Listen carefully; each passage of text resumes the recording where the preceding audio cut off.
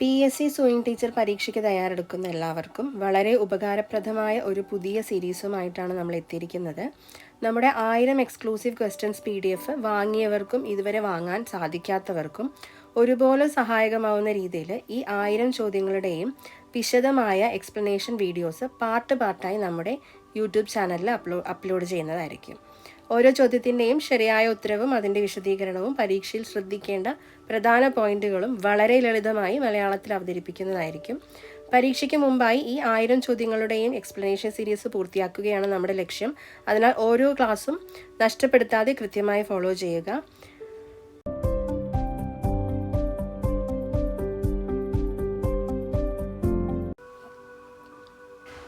Question സെറ്റിലെ ആദ്യത്തെ part നോക്കാം. ഒന്നാമത്തെ ക്വസ്റ്റ്യൻ: ചതുരാകൃതിയിൽ നൂൽ പരസ്പരം ഇഴചേരുന്നത് എന്താണ് വിളിക്കുന്നത്?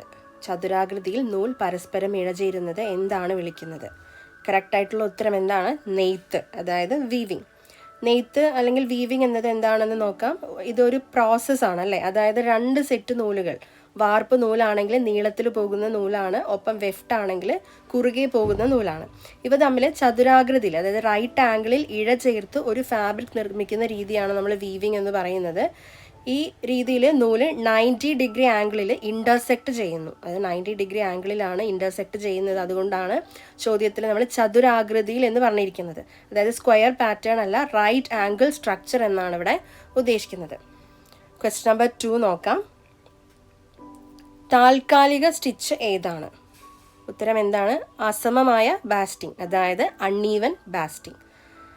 ബാസ്റ്റിംഗ് സ്റ്റിച്ച് എന്നത് ഒരു ടെമ്പററി സ്റ്റിച്ചാണ്, നമുക്കറിയാം. ഇത് ഉപയോഗിക്കുന്നത് ഗാർമെൻറ്റ് പെർമനൻ്റ്ലി സ്റ്റിച്ച് ചെയ്യുന്നതിന് മുമ്പ്, അതായത് പെർമനൻ്റ് ആയി സ്റ്റിച്ച് ചെയ്യുന്നതിന് മുമ്പ് ഫാബ്രിക് പീസസിനെ നമ്മൾ ടെമ്പററി ആയിട്ട്, താൽക്കാലികമായിട്ട് ഹോൾഡ് ചെയ്യാനാണ് നമ്മൾ ബാസ്റ്റിംഗ് സ്റ്റിച്ച് ഉപയോഗിക്കുന്നത്. അതായത് കട്ടിങ് കഴിഞ്ഞ് ഫാബ്രിക് പീസസ് ഷിഫ്റ്റ് ആകാതെ ഹോൾഡ് ചെയ്യാൻ, ഫിറ്റിംഗ് ചെക്ക് ചെയ്യാൻ, അല്ലെങ്കിൽ അലൈൻമെൻറ്റ് കറക്റ്റ് ആണോ എന്ന് നോക്കാനൊക്കെയാണ് നമ്മൾ ഈ സ്റ്റേജസിലൊക്കെയാണ് നമ്മൾ ബാസ്റ്റിംഗ് ഉപയോഗിക്കുന്നത്. അങ്ങനെയാണെങ്കിൽ അൺഈവൻ ബാസ്റ്റിംഗ് സ്റ്റിച്ചസ് എന്താണ്? അൺഈവൻ എന്ന് പറയുന്നത് ഒരുപോലെയല്ല, അതായത് ഒരു ഭാഗം ലോങ് സ്റ്റിച്ച് അല്ലെങ്കിൽ മറ്റേ ഭാഗം ഷോർട്ട് സ്റ്റിച്ച്, അങ്ങനെ ഓൾട്ടർനേറ്റ് ആയിട്ട് ഒരേ അളവിലല്ലാതെ വരുന്ന സ്റ്റിച്ചസ് ആണ് നമ്മൾ അൺഈവൻ ആയിട്ട് എന്ന് പറയുന്നത്. അപ്പോൾ എളുപ്പത്തിൽ റിമൂവ് ചെയ്യാം, അല്ലെങ്കിൽ ഫാബ്രിക്കിന് ഡാമേജ് ഉണ്ടാവില്ല, ടെമ്പററി ഹോൾഡിങ് പെർഫെക്റ്റ് ആയിട്ടിരിക്കും. അങ്ങനെയുള്ള ഗുണങ്ങളൊക്കെയാണ് നമുക്ക് അൺഈവൻ ബാസ്റ്റിങ്ങിൽ വരുന്നത്. അപ്പോൾ ഉത്തരം എന്താണ്? താൽക്കാലികമായിട്ട് നമ്മൾ ചെയ്യുന്ന അല്ലെങ്കിൽ താൽക്കാലിക സ്റ്റിച്ച് എന്ന് പറയുന്നത് ഈ ഓപ്ഷൻസിൽ ഏതാണ്? അസമമായ ബാസ്റ്റിംഗ് അല്ലെങ്കിൽ അൺഈവൻ ബാസ്റ്റിംഗ്. ഇനി ക്വസ്റ്റ്യൻ നമ്പർ 3: വസ്ത്രം തയ്ക്കാൻ ആവശ്യമായ ഉപകരണങ്ങൾ ഏതാണ്? വസ്ത്രം തയ്ക്കാൻ ആവശ്യമായ ഉപകരണങ്ങൾ ഏതാണ് അല്ലേ? ഓപ്ഷൻസ് നോക്കാം. സൂചിയും നൂലും, അല്ലെങ്കിൽ നീഡിൽ ആൻഡ് ത്രെഡ് ആണ് കറക്റ്റ് ആയിട്ടുള്ള ആൻസർ ആയിട്ട് വരുന്നത്. ഗാർമെന്റ് കൺസ്ട്രക്ഷൻ അഥവാ തയ്യൽ എന്ന പ്രക്രിയയിൽ നമുക്ക് ഏറ്റവും ബേസിക് ആയിട്ടും എസെൻഷ്യൽ ആയിട്ടും പറയുന്ന ടൂൾസ് എന്ന് പറയുന്നത് നീഡിലും ത്രെഡുമാണ് അല്ലേ. നീഡിൽ എന്നാണ് ഫാബ്രിക് പീസസ് ജോയിൻ ചെയ്യാൻ നമുക്ക് സഹായിക്കുന്നു. ത്രെഡ് പാസ് ചെയ്യാൻ ഒരു മീഡിയം ആയിട്ടാണ് നീഡിൽ പ്രവർത്തിക്കുന്നത്. ത്രെഡ് ആണെങ്കിൽ എന്താണ്? ഫാബ്രിക് പീസസ് പെർമനൻ്റ് ആയിട്ട് ജോയിൻ ചെയ്യാൻ ഉപയോഗിക്കുന്നു, സീംസ് ഫോർമേഷൻ നടത്താൻ ഉപയോഗിക്കുന്നു. അതായത് നീഡിൽ ഇല്ലാതെ ത്രെഡ് ഉപയോഗിക്കാൻ പറ്റില്ല, ത്രെഡ് ഇല്ലാതെ നമുക്ക് നീഡിൽ ഉപയോഗിക്കാൻ പറ്റില്ല. ഇവ രണ്ടും ടുഗദർ ആണ് നമുക്ക് തയ്യലിൻ്റെ അടിസ്ഥാന ഘടകങ്ങൾ എന്ന് പറയുന്നത്. ബാക്കിയുള്ള ഓപ്ഷൻസ് എന്താണ്? ലൂമും ഫൈബറും ആണ്. അത് വീവിങ് സ്റ്റേജ് അല്ലെങ്കിൽ നമുക്ക് തയ്യൽ എന്ന് പറയുന്ന ഓപ്ഷനിൽ വരുന്നില്ല. ഇനി ബാക്കി ഇലകളും സൂചികളും അല്ലെങ്കിൽ നൂലും ഇലകളും എന്ന് പറയുന്നതൊന്നും കറക്റ്റായിട്ടുള്ള ഓപ്ഷൻ അല്ല. അപ്പോൾ ഉത്തരം സൂചിയും നൂലും ആണ് വരുന്നത്. ഇനി 4ാമത്തെ ക്വസ്റ്റ്യൻ നോക്കാം. സംഘടനകളിൽ ആളുകൾ ധരിക്കുന്ന വസ്ത്രം ഏത് തരത്തിലുള്ളതാണ്? എന്താണ്? സംഘടനകളിൽ ആളുകൾ ധരിക്കുന്ന വസ്ത്രം എന്ന് പറയുന്നത് എന്താണ്? യൂണിഫോം ആണ്. അപ്പോൾ യൂണിഫോം എന്ന് നമ്മളൊരു ഓർഗനൈസേഷനിലുള്ള ഓർഗനൈസേഷൻ അല്ലെങ്കിൽ സംഘടനയിലുള്ള എല്ലാ ആളുകളും ഒരേ രീതിയിൽ ധരിക്കുന്ന വസ്ത്രമാണ്. അതായത് ഡ്രസ് കോഡ് സ്റ്റാൻഡർഡൈസ്ഡ് ആയിരിക്കും അല്ലേ. ഇപ്പോൾ സ്കൂൾ സ്റ്റുഡൻസ് ആണെങ്കിൽ യൂണിഫോം ഉണ്ടാവും, പോലീസ് ആണെങ്കിൽ പോലീസ് യൂണിഫോം ഉണ്ടാവും, അല്ലെങ്കിൽ നേഴ്സസ് ആണെങ്കിൽ ഹോസ്പിറ്റൽ യൂണിഫോം ഉണ്ടാവും. ഇവിടെ പ്രധാനമായിട്ട് ഐഡൻറ്റിറ്റിയും ഡിസിപ്ലിനും ആണ് നമുക്കിതിനകത്ത് ആവശ്യമായിട്ടുള്ളത്. അപ്പോൾ യൂണിഫോം ധരിക്കുന്നതിൻ്റെ പ്രധാന ഉദ്ദേശങ്ങൾ ഒരേ സംഘടനയിലുള്ളവരെ തിരിച്ചറിയാൻ എളുപ്പമാണ്, അല്ലെങ്കിൽ ഡിസിപ്ലിൻ മെയിൻറ്റെയിൻ ചെയ്യാൻ സഹായിക്കുന്നു, ഈക്വാലിറ്റി ഫീൽ ഉണ്ടാക്കുന്നു, റിച്ച് ആണ് അല്ലെങ്കിൽ പാവപ്പെട്ടവരാണ് പണക്കാരാണ് എന്നുള്ള ഒരു ഡിഫറൻസ് കാണിക്കില്ല. അതുപോലെ തന്നെ എന്താണ്? പ്രൊഫഷണൽ ലുക്കും നമുക്ക് തരുന്നു. അതുകൊണ്ടാണ് സംഘടനകളിൽ അല്ലെങ്കിൽ ഓർഗനൈസേഷൻ പീപ്പിൾ ധരിക്കുന്ന വസ്ത്രം ഏത് തരത്തിലുള്ളതാണ് എന്ന് ചോദിക്കുമ്പോൾ യൂണിഫോം ആൻസർ ആയിട്ട് വരുന്നത്. അടുത്ത ക്വസ്റ്റ്യൻ, അഞ്ചാമത്തെ, വസ്ത്രത്തിൻ്റെ അലങ്കാര പ്രവർത്തനത്തിൻ്റെ ഉദ്ദേശം എന്താണ്? വസ്ത്രത്തിൻ്റെ അലങ്കാര പ്രവർത്തനത്തിൻ്റെ ഉദ്ദേശം എന്താണ്? എന്താണ്? വ്യക്തിഗത സ്പർശം അല്ലെങ്കിൽ പേഴ്സണൽ ടച്ച്. അതായത് വസ്ത്രങ്ങൾ പ്രധാനമായും നമ്മൾ 3 ഫങ്ഷൻസ് ആണുള്ളത്. പ്രൊട്ടക്ഷൻ, അതായത് സുരക്ഷ; മോഡസ്റ്റി, അതായത് ഒരു നമ്മൾ മര്യാദ എന്ന് പറയുന്ന ഒരർത്ഥം; ഡെക്കറേഷൻ, അതായത് അലങ്കാരം. ഇവയിൽ ഡെക്കറേഷൻ ഫംഗ്ഷൻ എന്നത് വ്യക്തിയുടെ പേഴ്സണാലിറ്റി അല്ലെങ്കിൽ ടേസ്റ്റ്, ഐഡൻറ്റിറ്റി എന്നിവ പ്രകടിപ്പിക്കാൻ സഹായിക്കുന്നതാണല്ലേ. അതായത് നമ്മൾ ധരിക്കുന്ന വസ്ത്രം നമ്മുടെ സ്റ്റൈൽ മാത്രമല്ല, നമ്മുടെ ഇൻഡിവിജ്വാലിറ്റിയും കാണിക്കുന്ന ഒരു ഫാക്ടറാണ്. അപ്പോൾ വ്യക്തിഗത സ്പർശം എന്ന് പറയുമ്പോൾ നമ്മുടെ ഇഷ്ടങ്ങൾ, കളർ, ഡിസൈൻ, പാറ്റേൺ, നമ്മുടെ ഫാഷൻ സെൻസ്, നമ്മുടെ കൾച്ചറൽ ഇൻഫ്ലുവൻസ്, നമ്മുടെ മൂഡ് ആൻഡ് ഒക്കേഷൻ, അതിനെ ബേസ് ചെയ്തിട്ടായിരിക്കും നമ്മൾ എക്സ്പ്രസ് ചെയ്യുക അല്ലേ ഒരു ഡ്രസ്സ്. അപ്പോൾ നമ്മളുടെ പേഴ്സണൽ ടച്ച് എന്ന് പറയുന്നത് എന്താണ്? ആൻസർ ആയിട്ട് വരുന്നത് അതുകൊണ്ടാണ്. വസ്ത്രത്തിൻ്റെ അലങ്കാര പ്രവർത്തനത്തിൻ്റെ പ്രധാന ഉദ്ദേശം എന്ന് പറയുന്നത് എന്താണ്? പേഴ്സണൽ ടച്ച് അല്ലെങ്കിൽ വ്യക്തിഗത സ്പർശം. അടുത്ത ക്വസ്റ്റ്യൻ, ഡ്രസ് ഫോം എത്ര ഡയമെൻഷനുകളിലാണ് ഉള്ളത്? ഡ്രസ് ഫോം എത്ര ഡയമെൻഷനുകളിലാണ് ഉള്ളത്? ആൻസർ 3D ആണ്, അതായത് 3 ഡയമെൻഷണൽ ആണ് ആൻസർ ആയിട്ട് വരുന്നത്. ഡ്രസ് ഫോം എന്നത് ഗാർമെൻറ്റ് ഡിസൈനിങ്ങിലും അതുപോലെ തന്നെ പാറ്റേൺ മേക്കിങ്ങിലും ഉപയോഗിക്കുന്ന ഒരു മോഡൽ ഓഫ് ഹ്യൂമൻ ബോഡിയാണ് അല്ലേ. ഇത് real human body shape represent ചെയ്യുന്നത് കൊണ്ട് തന്നെ ഇതിന് 3 ഡയമെൻഷണൽ ആയിരിക്കും. അതായത് ഏത് ഭാഗത്ത് ഫ്ലാറ്റ് അല്ല, നമ്മൾക്ക് ഏത് സൈഡിൽ നിന്ന് നോക്കിയാലും നമുക്കതൊരു ഹ്യൂമൻ ബോഡി കംപ്ലീറ്റ് ആയിട്ട് നമുക്ക് കാണാനായിട്ട് സാധിക്കും. ഹ്യൂമൻ ബോഡിയുടെ ഷേപ്പ് കംപ്ലീറ്റ് ആയിട്ട് റെപ്രസെൻറ്റ് ചെയ്യുന്നത് കൊണ്ട് തന്നെയാണ് നമ്മൾക്കതിനെ 3D എന്ന് പറയുന്നത്. ഇപ്പോൾ ലെങ്ത്ത്, വിഡ്ത്ത്, ഡെപ്ത്ത് എല്ലാം ഈ 3 ഡയമെൻഷൻസും ഉള്ളതാണ് 3D ഒബ്ജക്റ്റ് എന്ന് പറയുന്നത്. അപ്പോൾ നമുക്ക് കംപ്ലീറ്റ് ആയിട്ട് ഡ്രേപ്പിംഗ് ടെക്നിക്ക് ചെയ്യാൻ, ഗാർമെൻറ്റ് ഫിറ്റിംഗ് ചെക്ക് ചെയ്യാൻ, ഡിസൈൻ വിഷ്വലൈസ് ചെയ്യാൻ, നമുക്കൊരു ഡിസൈൻ എങ്ങനെയാണ് ഉണ്ടാവുക എന്ന് നമുക്ക് കാണാനായിട്ട് അല്ലെങ്കിൽ വിഷ്വലൈസ് ചെയ്യാനായിട്ട് നമുക്ക് പറ്റും. പാറ്റേൺ ഡെവലപ്മെൻറ്റിനും നമുക്കിത് ഹെൽപ്പാണ്. അതായത് ഫ്ലാറ്റ് പേപ്പർ പോലെയല്ല, ബോഡി ഷേപ്പ് ഉള്ള സ്ട്രക്ചറാണ് ഡ്രസ് ഫോം എന്ന് പറയുന്നത്. അതുകൊണ്ടാണ് 3D എന്ന ആൻസർ ആയിട്ട് വരുന്നത്. അടുത്ത question, 1 metre plus 1 inch equal to, 1 മീറ്ററും 1 ഇഞ്ചും ചേർന്നാൽ എന്താണ് ആൻസർ വരുന്നത്? എത്രയാണ് ഉത്തരം? 102.54 അല്ലേ. 102.54 സെൻറ്റിമീറ്റർ ആണ് വരുന്നത്. അതായത് നമുക്ക് ആദ്യം അറിയേണ്ടത് എന്താണ്? 1 മീറ്റർ എന്ന് പറയുന്നത് എത്രയാണ്? 100 സെൻറ്റിമീറ്റർ ആണ് 1 മീറ്റർ എന്ന് പറയുന്നത്. 1 ഇഞ്ച് എന്ന് പറയുന്നത് എത്രയാണ്? 2.54 സെൻറ്റിമീറ്റർ ആണ്. അപ്പോൾ നമുക്ക് കാൽക്കുലേഷൻ ചെയ്യാം. 1 മീറ്റർ പ്ലസ് 1 ഇഞ്ച് പറയുന്നത് 100 സെൻറ്റിമീറ്റർ പ്ലസ് 2.54 സെൻറ്റിമീറ്റർ ആണ്. അപ്പോൾ 102.54 ആണ് 1 മീറ്റർ പ്ലസ് 1 ഇഞ്ച് എന്ന് പറയുന്നത്. അടുത്ത ക്വസ്റ്റ്യൻ നോക്കാം. ബ്ലൈൻഡ് സ്റ്റിച്ച് മെഷീനിൽ ഉപയോഗിക്കുന്ന സൂചി ഏതാണ്? ബ്ലൈൻഡ് സ്റ്റിച്ച് മെഷീനിൽ ഉപയോഗിക്കുന്ന സൂചി ഏതാണ്? വളഞ്ഞ ബ്ലേഡ് ഉള്ളത്, അതായത് കേർവ്ഡ് നീഡിൽ, വളഞ്ഞ ബ്ലേഡ് അഥവാ കേർവ്ഡ് നീഡിൽ ഉള്ളതാണ് നമ്മൾ ബ്ലൈൻഡ് സ്റ്റിച്ച് മെഷീനിൽ ഉപയോഗിക്കുന്ന സൂചി എന്ന് പറയുന്നത്. ബ്ലൈൻഡ് സ്റ്റിച്ച് എന്ന് പറയുന്നത് പുറത്ത് നിന്ന് കാണാൻ പറ്റാത്ത വിധത്തിൽ സ്റ്റിച്ച് ചെയ്യുന്നതാണ്. ഇത് സാധാരണയായിട്ട് ഹെമ്മിങ് ചെയ്യാൻ ഉപയോഗിക്കുകയാണ് ചെയ്യുന്നത്. സാരി, സ്കേർട്ട്, പാൻറ്, ബോട്ടം എന്നിവയിലൊക്കെ നമ്മൾ ഹെമ്മിങ് ചെയ്യാൻ ഉപയോഗിക്കുന്നു. ഇവിടെ പ്രധാനമായത് സ്റ്റിച്ച് പുറത്തേക്ക് വിസിബിൾ ആവരുത്. ഓക്കെ, അതുകൊണ്ടാണ് നമ്മൾ കേർവ്ഡ് നീഡിൽ ഉപയോഗിക്കുന്നത്. എന്തുകൊണ്ടാണ് വളഞ്ഞ സൂചി എന്ന് പറഞ്ഞാൽ ഫാബ്രിക് മുഴുവനായിട്ടും പിയേഴ്സ്, അതായത് ഹോൾ ഉണ്ടാവാതെ ചെയ്യാൻ പറ്റും. സർഫേസ് ലെയറിൽ മാത്രം പിടിച്ച് സ്റ്റിച്ച് ചെയ്യാനായിട്ട് സഹായിക്കുന്നു. അതിലൂടെ സ്റ്റിച്ച് പുറത്ത് കാണാതെ സ്റ്റിച്ച് ചെയ്യാൻ സഹായിക്കുന്നു. ഇതൊക്കെയാണ് ബ്ലൈൻഡ് സ്റ്റിച്ചിൻ്റെ മെയിൻ ലോജിക് എന്ന് പറയുന്നത്. അപ്പോൾ ആൻസർ ഏതാണ്? Blind stitch, hemming, invisible stitch, ഇതിനൊക്കെ നമ്മൾ എന്താ ഉപയോഗിക്കുന്നത്? ബ്ലൈൻഡ് സ്റ്റിച്ച് മെഷീനിൽ ഉപയോഗിക്കുന്നത് ഏതാണ്? കേർവ്ഡ് നീഡിലാണ് ഉപയോഗിക്കുന്നത്. ഇനി കട്ടിംഗ് പോയിന്റ് നീഡിലിൻ്റെ ഉപയോഗം എന്ത്? 9ാമത്തെ ക്വസ്റ്റ്യൻ, കട്ടിംഗ് പോയിന്റ് നീഡിലിൻ്റെ ഉപയോഗം എന്ത്? കട്ടിംഗ് പോയിന്റ് നീഡിലിൻ്റെ ഉപയോഗം എന്ന് പറയുന്നത് ലെതർ സ്റ്റിച്ച് ചെയ്യാനായിട്ട്, അതായത് തോൽ തയ്യൽ ലെതർ സ്റ്റിച്ച് ചെയ്യാനായിട്ട് ഉപയോഗിക്കുന്നത്. കട്ടിംഗ് പോയിന്റ് നീഡിൽ എന്നത് സാധാരണ നീഡിൽ പോലെയല്ല, റൗണ്ട് ടിപ്പല്ല. അതിൻ്റെ എൻഡ് എന്ന് പറയുന്നത് റൗണ്ട് ടിപ്പല്ല. ഇതിൻ്റെ ടിപ്പ് ഷാർപ്പ് ബ്ലേഡാണ്, ഷാർപ്പായിട്ടുള്ള ബ്ലേഡ് പോലെയാണ് ഇരിക്കുക. അതുകൊണ്ടാണ് അതിൻ്റെ ഫങ്ഷൻ എന്താണ്? ഫാബ്രിക് പോലെ നൂലുകൾക്കിടയിൽ പോകുന്നതല്ല, ലെതർ പോലെയുള്ള മെറ്റീരിയലിനെ കട്ട് ചെയ്ത്, അതായത് അതിനകത്ത് കട്ട് ചെയ്ത് പെനെട്രേറ്റ് ചെയ്യണം, തുളഞ്ഞു പോകണം. ഓക്കെ, അതുകൊണ്ട് തന്നെ ലെതർ പോലെയുള്ള തിക്കായിട്ടുള്ള നോൺ ഫിബ്രസ്, അതായത് ഫൈബർ കൊണ്ടല്ലാതെ ഉപയോഗിച്ച മെറ്റീരിയലുകൾ തുന്നാനായിട്ട് നമ്മൾക്ക് എന്താണ്? കട്ടിംഗ് പോയിന്റ് നീഡിൽ അല്ലേ, കട്ടിംഗ് പോയിന്റ് നീഡിൽ തന്നെയാണ് വേണ്ടത്. ലെതറിൽ ഫൈബേഴ്സ് ഇൻ്റർലേസ്ഡ് ആയിട്ടല്ല, അതിനാൽ നോർമൽ നീഡിൽ കൊണ്ട് നമുക്ക് ഈസി ആയിട്ട് എന്താണ് തുളയ്ക്കാൻ അല്ലെങ്കിൽ പെനട്രേറ്റ് ചെയ്യാൻ പറ്റില്ല. കട്ടിംഗ് പോയിന്റ് നീഡിൽ മെറ്റീരിയലിനെ കട്ട് ചെയ്തിട്ടാണ് ത്രെഡ് പോകാനുള്ള വഴി ഒരുക്കുന്നത്. ഓക്കെ, അതുകൊണ്ടാണ് അത് ആൻസർ ആയിട്ട് വരുന്നത്. അടുത്ത ക്വസ്റ്റ്യൻ 10ാമത്തേത്, മാർക്കിംഗ് ചെയ്യാൻ ഉപയോഗിക്കുന്ന ഉപകരണം ഏത്? മാർക്കിംഗ് ചെയ്യാൻ ഉപയോഗിക്കുന്ന ഉപകരണം ഏത്? Options hole punch, notcher, stitch cutter, revolving punch. കറക്റ്റായിട്ടുള്ള ആൻസർ വരുന്നത് നോച്ചർ ആണ്.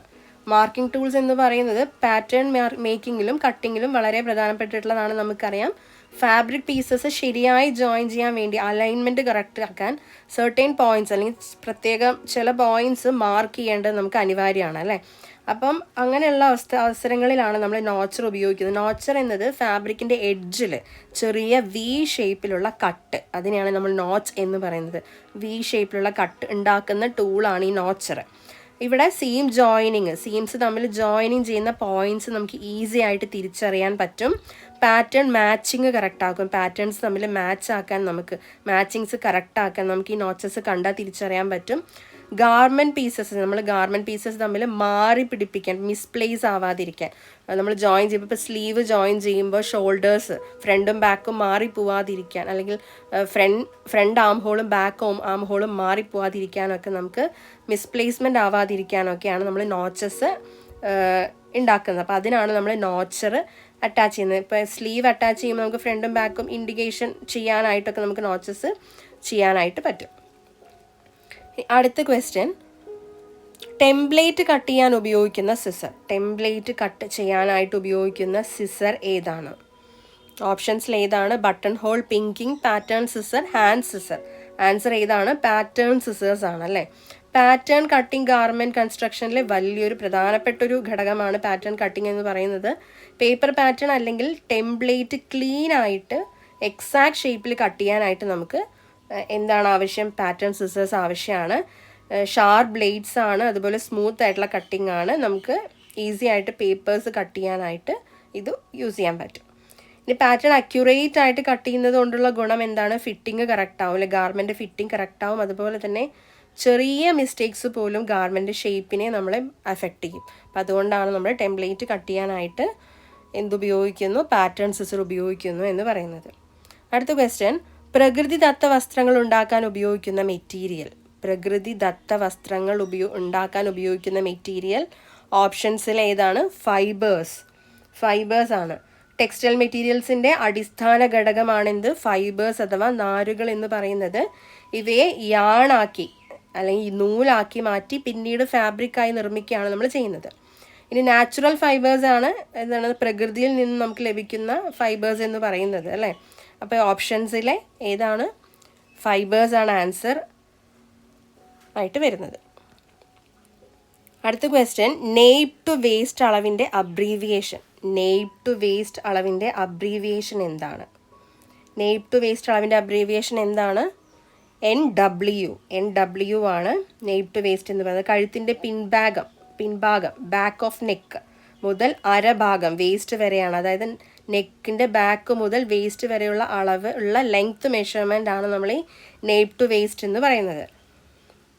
ബ്ലൗസിൻ്റെ ഡ്രാഫ്റ്റിങ്ങിന്, അതുപോലെ കുർത്തി ഓർ ടോപ്പ് പാറ്റേൺ മേക്കിങ്ങിൽ ഡ്രസ്സിൻ്റെ ഫിറ്റിംഗ് കറക്റ്റ് ആവാൻ ബാക്ക് ലെങ്ത് മെഷർമെൻറ്റ് ഇതൊക്കെയാണ് നമ്മൾ ഉപയോഗിക്കുന്നത്. ഈ ഒരു മെഷർമെൻറ്റ് ഗാർമെൻറ്റ് കറക്റ്റ് ഫിറ്റ് ലഭിക്കാനായിട്ട് വളരെ ഇമ്പോർട്ടൻ്റ് ആയിട്ടുള്ളൊരു മെഷർമെൻ്റ് ആണ് എന്ത്? നെയ്പ് ടു വേസ്റ്റ് എന്ന് പറയുന്നത്.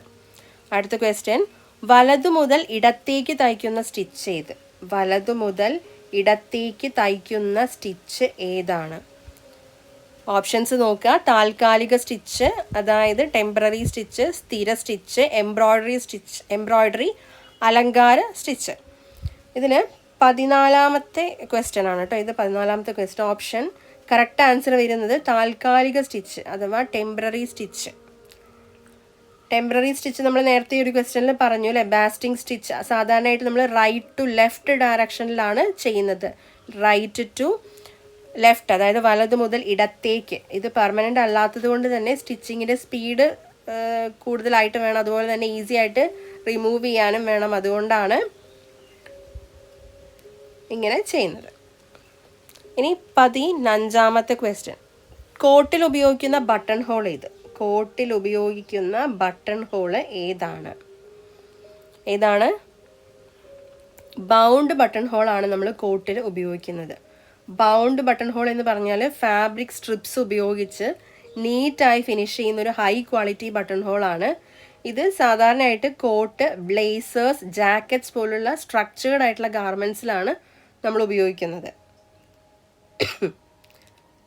എന്തുകൊണ്ട് ബൗണ്ട് ബട്ടൺ ഹോൾ കോട്ട്സിൽ ഉപയോഗിക്കുന്നു? വളരെ സ്ട്രോങ് ആൻഡ് ഡ്യൂറബിൾ ആണ്. അതുപോലെ തന്നെ നീറ്റ് ഫിനിഷിംഗ് ലഭിക്കുന്നു. നമ്മൾ പറഞ്ഞു പ്രൊഫഷണൽ ലുക്കാണ്. അതുപോലെ തന്നെ തിക്ക് ഫാബ്രിക്സിന് പെർഫെക്റ്റ് ആയിട്ടുള്ള ഒരു ബട്ടൺ ഹോളാണ് ബൗണ്ട് ബട്ടൺ ഹോൾ എന്ന് പറയുന്നത്. അതുകൊണ്ടാണ് ടൈലേർഡ് ഗാർമെൻറ്റ്സിൽ കൂടുതലായി ഉപയോഗിക്കുന്ന ബട്ടൺ ഹോൾ ഏതാണ്? ബൗണ്ട് ബട്ടൺ ഹോൾ ആയിട്ട് പറയുന്നത്. സ്പോർട്സ് വെയറിൽ ഉപയോഗിക്കുന്ന സിപ്പ് ഏതാണ്? സ്പോർട്സ് വെയറിൽ ഉപയോഗിക്കുന്ന സിപ്പ്, അതായത് സിപ്പർ ഏതാണ്? ഏതാണ്? ഓപ്പൺ എൻഡ് സിപ്പറാണ് സ്പോർട്സ് വെയറിൽ നമ്മൾ ഉപയോഗിക്കുന്ന സിപ്പർ എന്ന് പറയുന്നത്. ഓപ്പൺ എൻഡ് സിപ്പർ എന്നത് താഴെ ഭാഗം വരെ കംപ്ലീറ്റ് ആയിട്ട് ഓപ്പൺ ആകുന്ന സിപ്പറാണ്.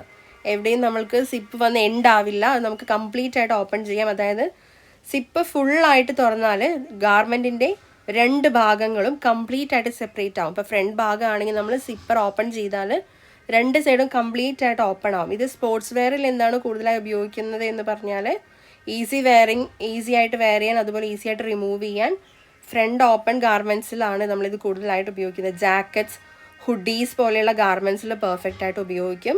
സ്പോർട്സ് വെയറിലാണ് സ്പോർട്സ് ജാക്കറ്റ്, സ്പോർട്സിന് ഉപയോഗിക്കുന്ന ഹുഡീസ് അല്ലെങ്കിൽ ട്രാക്ക് സ്യൂട്ട്സിലൊക്കെയാണ് നമ്മൾ കൂടുതലായിട്ടും ഉപയോഗിക്കുന്നത്.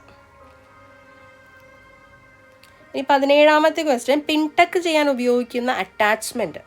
പിൻടക്ക് ചെയ്യാൻ ഉപയോഗിക്കുന്ന അറ്റാച്ച്മെൻറ്റ് ഏതാണ്? ടക്കർ ഫുട്ടാണ്. പിൻടക്ക് എന്ന് പറയുന്നത് ചെറിയ നാരോ ഫാബ്രിക് ഫോൾഡുകളാണ് അല്ലേ. ഇത് റെഗുലറായിട്ട് സ്റ്റിച്ച് ചെയ്തിട്ടുള്ള ഒരു ഡെക്കറേറ്റീവ് ആയിട്ട് ചെയ്യുന്ന ഒരു ഫങ്ഷണൽ എലമെൻ്റ് ആണ് ടക്ക് എന്ന് പറയുന്നത്, അല്ലെങ്കിൽ പിൻടക്ക് എന്ന് പറയുന്നത്. കുട്ടികളുടെ വസ്ത്രങ്ങൾ, ladies top, night wear, decorative പാനൽസിലൊക്കെ നമ്മൾ ഇത് ഉപയോഗിക്കുന്നുണ്ട്.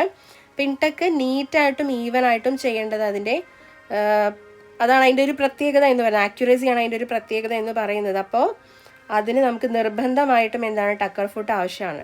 ടക്കർ ഫുട്ട് ഫാബ്രിക് ഫോൾഡ് ചെയ്ത് ഓട്ടോമാറ്റിക്കലി അതിൻ്റെ നീളം അല്ലെങ്കിൽ വീതി ഗൈഡ് ചെയ്ത് സ്റ്റിച്ച് ചെയ്യാനായിട്ട് സഹായിക്കുന്നു. ഈക്വലായിട്ട് രണ്ട് പിൻടക്ക് തമ്മിലുള്ള അകലം ഈക്വലായിട്ട് മെയിൻറ്റെയിൻ ചെയ്യുന്നു. സ്ട്രെയിറ്റ് ആയിട്ടും ഒരേപോലുള്ള ടക്കുകളും നമുക്ക് ലഭിക്കുന്നു. മാനുവലായിട്ട് ചെയ്താൽ നമുക്കത് അൺഈവൻ ആവും, ഒരുപോലെ കിട്ടില്ല. പക്ഷേ ടക്കർ ഫുട്ട് ഇട്ട് ചെയ്യുകയാണെങ്കിൽ നമുക്ക് ഒരു പ്രൊഫഷണൽ ആയിട്ടുള്ള ഫിനിഷ് പിൻടക്കിന് ലഭിക്കും. ഇനി ഓവർലോക്ക് മെഷീൻ ഏത് ക്ലാസ് സ്റ്റിച്ചാണ്? അടുത്ത ക്വസ്റ്റ്യൻ, 18ാമത്തെ ക്വസ്റ്റ്യൻ, ഓവർലോക്ക് മെഷീൻ ഏത് ക്ലാസ് സ്റ്റിച്ചാണ്? ഏതാണ്? ക്ലാസ് 500 ആണ് ഓവർലോക്ക് മെഷീൻ സ്റ്റിച്ച് വരുന്നത്. സ്റ്റിച്ച് ക്ലാസിഫിക്കേഷൻ എന്ന് പറയുന്നത് നമ്മുടെ ഇൻഡസ്ട്രിയൽ ഫീൽഡിൽ അല്ലെങ്കിൽ ഗാർമെൻറ്റ് ഇൻഡസ്ട്രി ഫീൽഡിൽ ഉപയോഗിക്കുന്ന ഒരു സിസ്റ്റമാണ് സ്റ്റിച്ച് ക്ലാസിഫിക്കേഷൻ. സ്റ്റിച്ച് സ്ട്രക്ചർ, അതായത് ഓരോ സ്റ്റിച്ചിൻ്റെയും സ്ട്രക്ചർ അനുസരിച്ചിട്ടാണ് നമ്മൾ ഡിഫറെൻറ്റ് ക്ലാസ്സസ് ആയിട്ട് സ്റ്റിച്ചിനെ ഡിവൈഡ് ചെയ്തിട്ടുള്ളത്. അതിനകത്ത് 500 എന്ന് പറയുന്നത് ഓവർ എഡ്ജ് അല്ലെങ്കിൽ ഓവർലോക്ക് സ്റ്റിച്ചാണ്. ഫാബ്രിക് എഡ്ജ് കവർ ചെയ്യുന്ന രീതിയിൽ നൂലിൻ്റെ ഫ്രേയിങ് അല്ലെങ്കിൽ നൂലിങ്ങനെ പറഞ്ഞു പോകുന്നത് തടയാൻ സെയിം ഫിനിഷിങ്ങിനായി ഉപയോഗിക്കുന്നതാണ്. ഫാബ്രിക് എഡ്ജ് ഓവർലോക്ക് മെഷീനിൽ എന്താണ്? ഫാബ്രിക് എഡ്ജ് ആദ്യം ട്രിം ചെയ്തിട്ട് അല്ലെങ്കിൽ ഒരേ സമയം ട്രിം ചെയ്ത് സ്റ്റിച്ചും കൂടി എഡ്ജ് സെക്യൂർ ചെയ്യുന്ന രീതിയാണ് ഓവർലോക്ക് മെഷീനിലുള്ളത്. അതുകൊണ്ടാണ് ഫിനിഷിങ് വളരെ ഇമ്പോർട്ടൻ്റ്. അപ്പം ഓവർലോക്ക് മെഷീനിൽ ഏത് ക്ലാസ് സ്റ്റിച്ചാണ് ഉപയോഗിക്കുന്നത് എന്ന് ചോദിച്ചാൽ ക്ലാസ് 500 ആണ് ഉപയോഗിക്കുന്നത്. ഇനി അടുത്ത ക്വസ്റ്റ്യൻ, ഓവർലോക്ക് മെഷീനിൽ എത്ര ഫീഡ് ഡോഗ് ആണുള്ളത്? ഓവർലോക്ക് മെഷീനിൽ അതൊക്കെ ഇമ്പോർട്ടൻ്റ് ആയിട്ടുള്ളൊരു ക്വസ്റ്റ്യൻ ആണ്. ഓവർലോക്ക് മെഷീനിൽ എത്ര ഫീഡ് ഡോഗ് ആണുള്ളത്? 2 ഫീഡ് ഡോഗ് ആണുള്ളത്. സാധാരണ സൂയിങ് മെഷീനിൽ 1 ഫീഡ് ഡോഗ് മാത്രമാണുള്ളത്. പക്ഷേ ഓവർലോക്ക് മെഷീനിൽ 2 ഫീഡ് ഡോഗ് ആണുള്ളത്.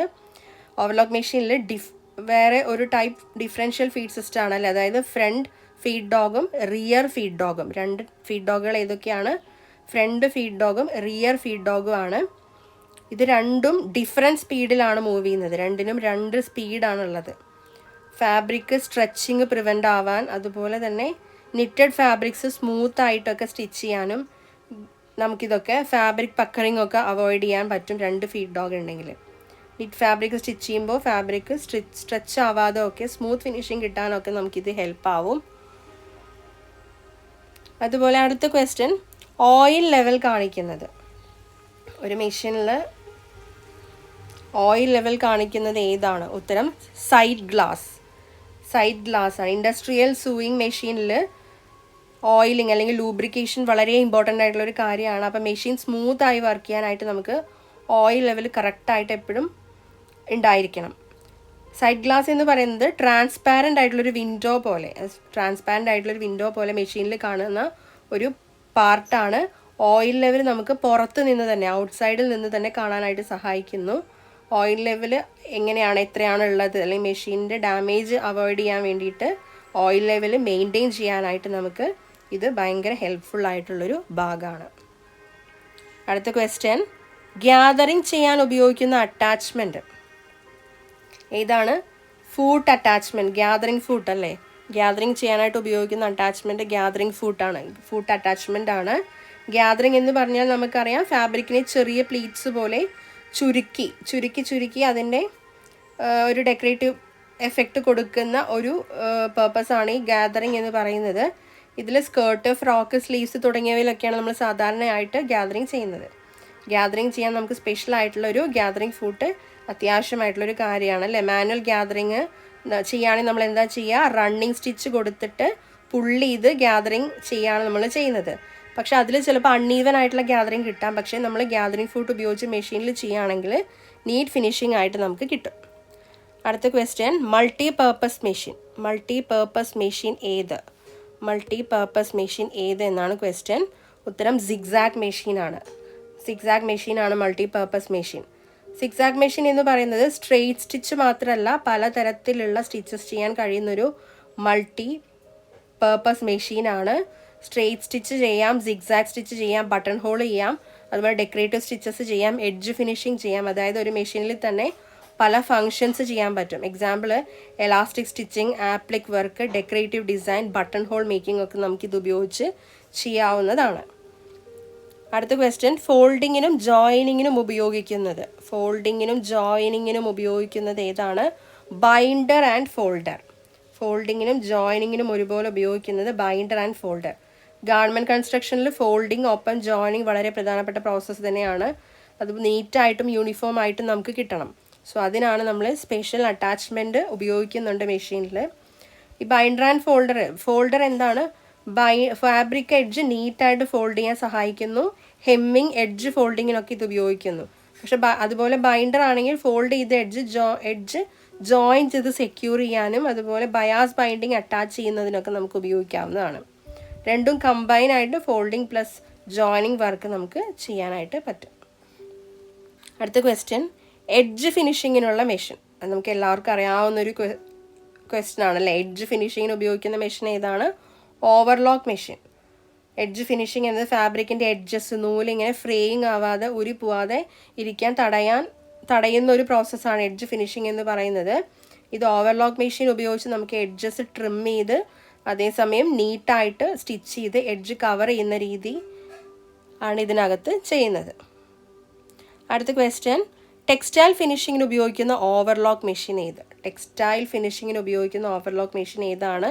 വൺ ത്രെഡ് ഓവർലോക്ക് മെഷീനാണ്. ഓവർലോക്ക് മെഷീനിൽ വിവിധ ത്രെഡ് കോൺഫിഗറേഷൻസ് ഉണ്ട്. അതായത് 1 ത്രെഡ്, 2 ത്രെഡ്, 3 ത്രെഡ്, 4 ത്രെഡ് അങ്ങനെ ഉണ്ട് നമുക്ക്. ഇത് 1 ത്രെഡ് ഓവർലോക്ക് മെഷീനാണ് നമ്മൾ ടെക്സ്റ്റൈൽ ഫിനിഷിങ്ങിന് ഉപയോഗിക്കുന്നത്. കാരണം ഇപ്പോൾ 2 ത്രെഡ് എന്ന് പറയുന്നത് ലൈറ്റ് ഫിനിഷിങ്, 3 ത്രെഡ് സാധാരണ edge finishing, 4 thread seaming plus edge finishing ആണ് നമ്മൾ ചെയ്യുന്നത്.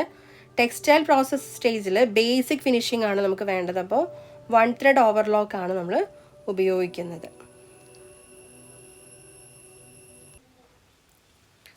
അതുപോലെ ലെറ്റ് സ്റ്റഡി ടുഗദറിൻ്റെ ക്രാഷ് കോഴ്സും പ്രീമിയം റിവിഷൻ ബാച്ചും, അതായത് PSC സൂയിങ് ടീച്ചർ 2026 എക്സാമിന് വേണ്ടി ക്രാഷ് കോഴ്സും പ്രീമിയം റിവിഷൻ ബാച്ചും നമ്മൾ സ്റ്റാർട്ട് ചെയ്തിരുന്നു. ഇതിൽ ജോയിൻ ചെയ്യാൻ കഴിയാത്തവർക്കായിട്ട് ഇതാ ഒരു സുവർണ്ണ അവസരം. 1 month final exclusive revision batch നമ്മൾ ജൂലൈ 1 സ്റ്റാർട്ട് ചെയ്യുന്നുണ്ട്. അതിനകത്ത് ജോയിൻ ചെയ്യാനായിട്ട് നമ്മളുടെ സ്ക്രീനിൽ കാണുന്ന നമ്പേഴ്സിലേക്ക് കോൺടാക്റ്റ് ചെയ്യുക. കോൾ ചെയ്യേണ്ട നമ്പർ 9605965892, വാട്സപ്പ് ചെയ്യേണ്ട നമ്പർ 9526732305. കോൺടാക്റ്റ് ചെയ്ത് ഫീസ് പേ ചെയ്ത് സ്ക്രീൻഷോട്ട് നമ്മളുടെ വാട്സാപ്പിലേക്ക് ഷെയർ ചെയ്യുകയാണെങ്കിൽ ഗ്രൂപ്പിലേക്ക് അപ്പം തന്നെ, നമ്മുടെ ക്ലാസ്സിലേക്ക് അല്ലെങ്കിൽ നമ്മുടെ ബാച്ചിലേക്ക് അപ്പം തന്നെ ആക്സസ് ലഭിക്കുന്നതായിരിക്കും.